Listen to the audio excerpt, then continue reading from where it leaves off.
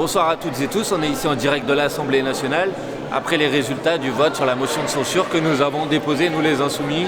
avec des députés communistes, des députés écologistes pour censurer le gouvernement de François Bayrou. Malheureusement ce soir cette censure n'a pas été votée, mais elle a quand même été votée par l'ensemble des députés insoumis, écologistes,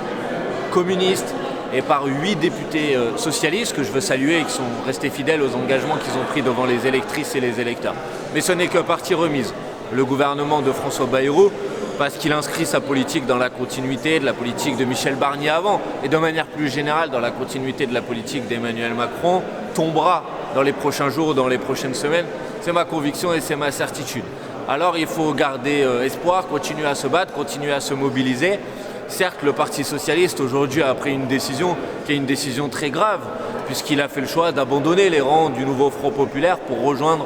les rangs de la Macronie, pour participer du soutien au gouvernement de François Bayrou et au gouvernement qui va mettre en place la continuité de la politique d'Emmanuel Macron. Mais le reste du nouveau Front populaire est resté uni, soudé. Nous avons tous voté ensemble cette motion de censure et même un certain nombre de socialistes ont désobéi à cette décision qui était une décision très grave et lourde de conséquences. Donc il faut rester unis pour continuer à mener cette bataille, à mener cette mobilisation, pour protéger les Françaises et les Français des conséquences de la politique néfaste du gouvernement de François Bayrou et pour obtenir le plus rapidement possible la censure de ce gouvernement, le départ du président de la République,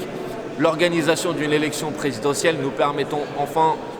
enfin de reprendre notre destin en main et d'ouvrir un nouvel espoir, un nouveau chemin pour notre pays. C'est notre conviction et nous sommes déterminés et c'est ce que nous allons faire maintenant dans les prochains jours et dans les prochaines semaines et on compte sur votre mobilisation à chaque fois que c'est possible, dans les manifestations, dans les grèves, dans toutes les luttes qui vont émailler le pays dans les jours et dans les semaines qui viennent face aux conséquences de cette politique, parce que c'est comme ça, ensemble, par nos mobilisations dans la rue, dans la société, par notre mobilisation à l'Assemblée nationale que nous pourrons gagner.